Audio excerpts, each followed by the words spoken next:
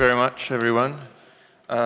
So the aim of my presentation is to show you, in the first part, the place of the Southern Hemisphere market on the global market, and then to go in more depth on the trends that we can see on the main destination market for Southern Hemisphere citruses.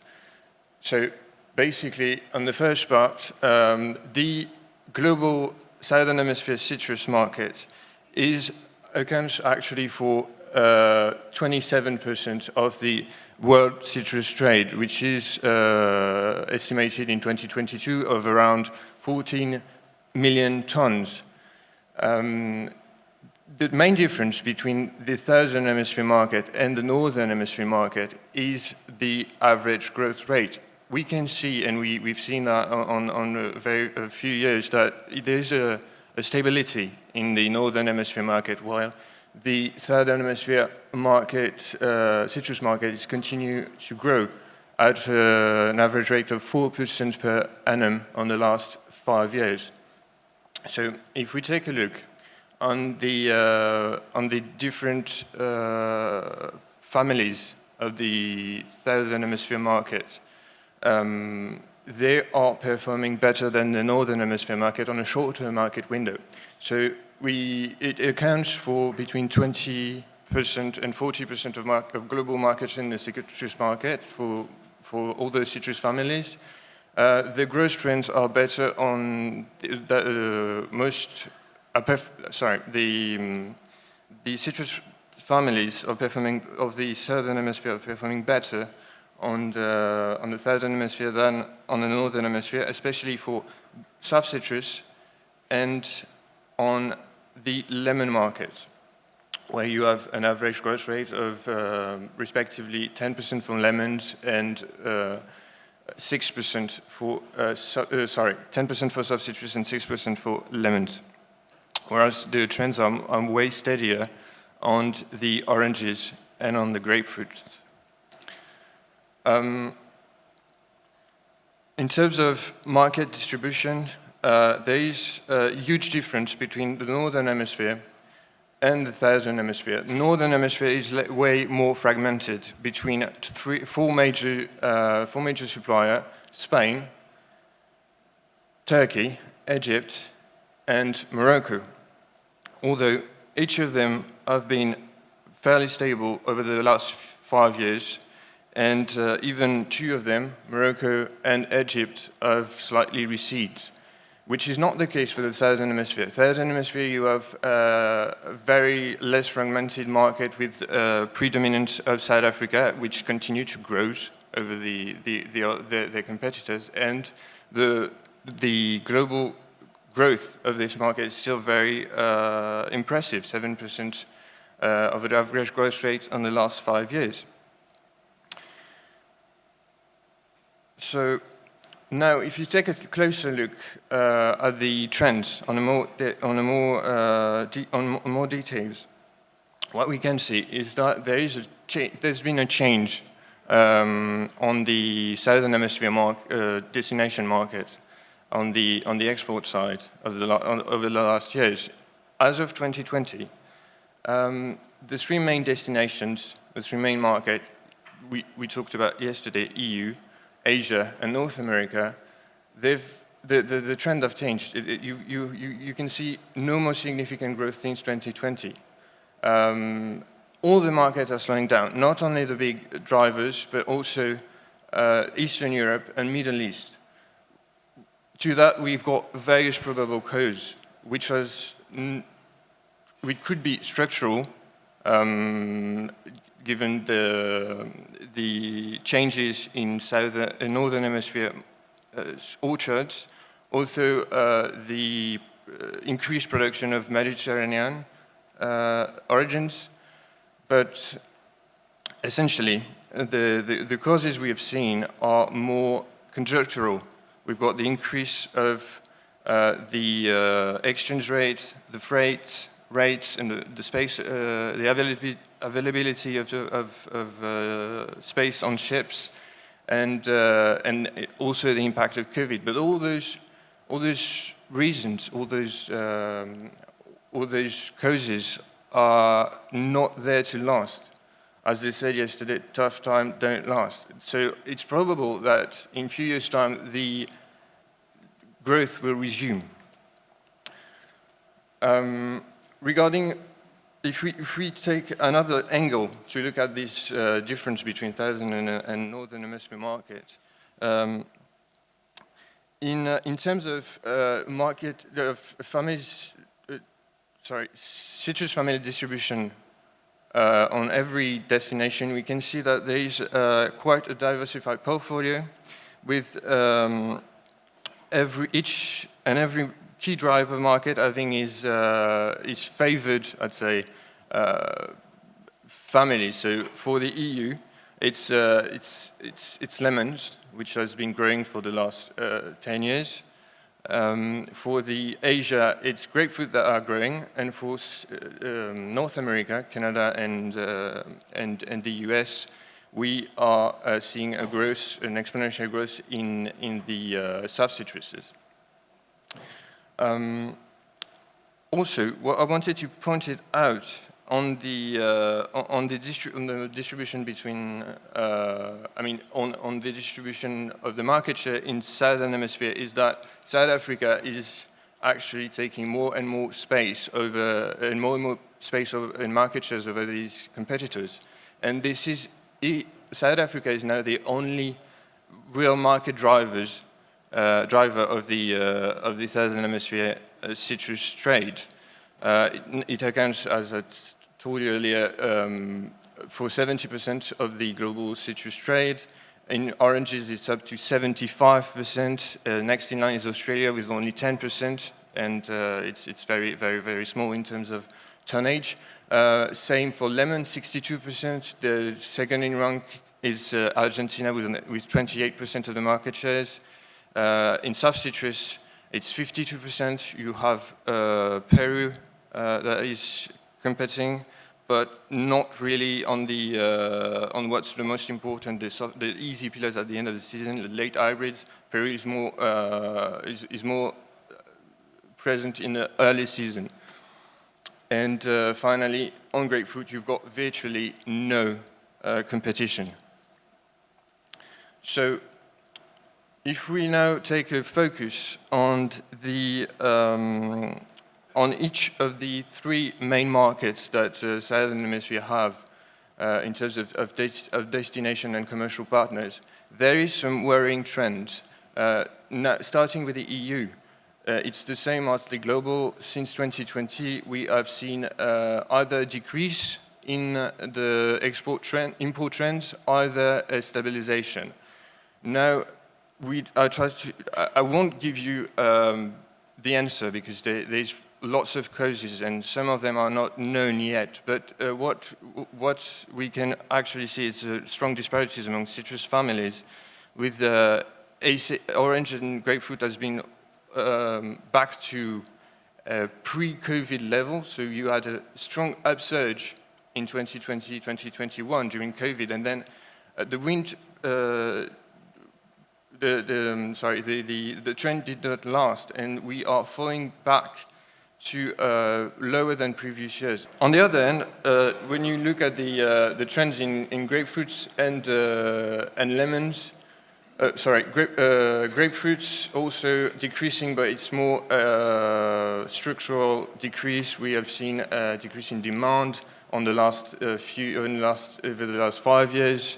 There's a lack of marketing on this product. There's also a lack of interest on the consumer, and possibly a lack of qualitative fruits over the Mediterranean season, which are not boosting the consumption.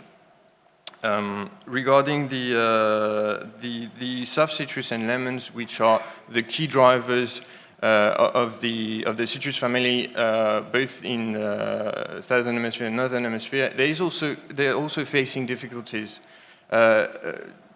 Actually, on the lemons, the imports have been idling since 2022. Is it cyclical? Is it momentary? Will it last? We don't really know. But there might be a an increase of the Spanish production, which has actually shrinks the market window for Southern Hemisphere. And on the soft citrus, well, there is also structural change in the orchards, but there is no overlap between the late hybrids, which are the most wanted in Europe, and from Northern Hemisphere, Spain, Morocco, Israel, and the ones from the Southern Hemisphere, mostly South Africa and Peru. So, in terms of the structural change I was referring to, first of all, there is a huge growth of the Mediterranean production. Now they've gained over 1.7 million tons over the last 8 years, with a significant increase on the SH competition towards the Southern Hemisphere citruses. There is also a strong growth of the Turkish crop. The Egyptian production in oranges are awakening, and which is very important on this. They have no access to the retail, so they will clog the spot market every year. And starting with this season, where it's been really difficult to get competitive price on the spot market, especially in Northern Europe, in Rotterdam. Also, I was talking about structural change in the orchards. We have seen, for instance, in Spain, a huge wave of planting on the oranges, lemons, soft citruses, and the oranges and soft citruses, they are trying to replace the early varieties by late varieties in order to stretch as much as they can the market window and possibly overlap more and more on the Southern Hemisphere citruses. So for the orange, you've got lots of Valencia late that have been planted, and the production might grow in Spain over the last few years, and we will see a new overlap late in summer, possibly June, July, of the oranges, of the competition of late oranges over the South African ones, for instance. In soft citrus, you have the same momentum, the same trends, but it's less impacting because it's mostly on late hybrids. And finally, for lemons, there's also a development of the orchards, but more on the early varieties, given that the Werner, the second part varieties for Spain, is not really qualitative fruit. And in grapefruit, obviously, there's no more growth. So if we take a look at quickly at the summer consumption of citrus in Europe, there is no real growth over the last few years. UK and France are still leading with respectively 3.6 and 3.2 kilo per capita. There is a seasonal consumption in Europe, which is actually complicated for summer origins to come in citrus, because we have lots of summer fruits, peep fruits, stone fruits, that and the consumer rather eat those summer fruits over lemons at least on the first part of the summer. But this is not the case for easy peelers, because you can see that there is some new trends in Scandinavia, in France and Germany, and I think it's all mostly due to the increase of interest in the easy peelers, the late hybrids, Nadorcots, Oris, at the end of the summer, around August, September, when you can't find summer fruits anymore in the market, or they became really scarce or expensive, people tend to turn to citrus again, and those families are the most wanted, the sweet fruits. And in grapefruits, well, there is no surprises. It's the same as the global erosion you can see everywhere. It's decreasing. So I think marketing could do something about this. Regarding Asia, there is also some interesting trends. It is the second largest destination for Southern Hemisphere citruses, with 800,000 tons in 2022. Also, what's worrying is that China was the biggest market driver until COVID, and it has not, especially for oranges, and it has not taken off afterwards. So I think it's momentary, but there's worrying trends because we are losing another big market for Southern Hemisphere citruses. And for the rest of it, for the rest of the family, there's some interesting trends in lemons and grapefruits. But the thing is, the Southeast Asian market are still well underdeveloped. And we talked about this yesterday. It's also because of market access, but there is a huge opportunities over there. And finally, for the North American markets, the trends are quite healthy. The import trends lately have been quite healthy, except over the last 2 years. So Northern America is the third largest destination for Southern Hemisphere citruses, with 726,000 tons in 2022. There was solid growth for 3 families. Continuous growth for lemons. Also, it has started to decline last year due to a huge crop in domestic US production. There is also a strong growth in soft citruses until 2020. This is also due to the increase of Californian orchards, or possibly due to that. They've planted more than 4,000 hectares between 2014 and 2022.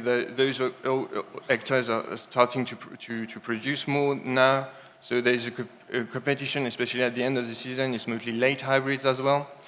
And orange and grapefruit are more stable, although demand for grapefruit has been sustained by the reduction of the crop in domestic crop in the US due to HLB. Also, for oranges, it's more a problem of consumption. Consumption habits are different. They are more convenience food oriented, less on the fresh produce. So that could explain it. Finally, some good news. On the French market, European market, this year it's going to be a very clear and open market, because we had one of the lowest crop of Mediterranean citrus over the last 10 years.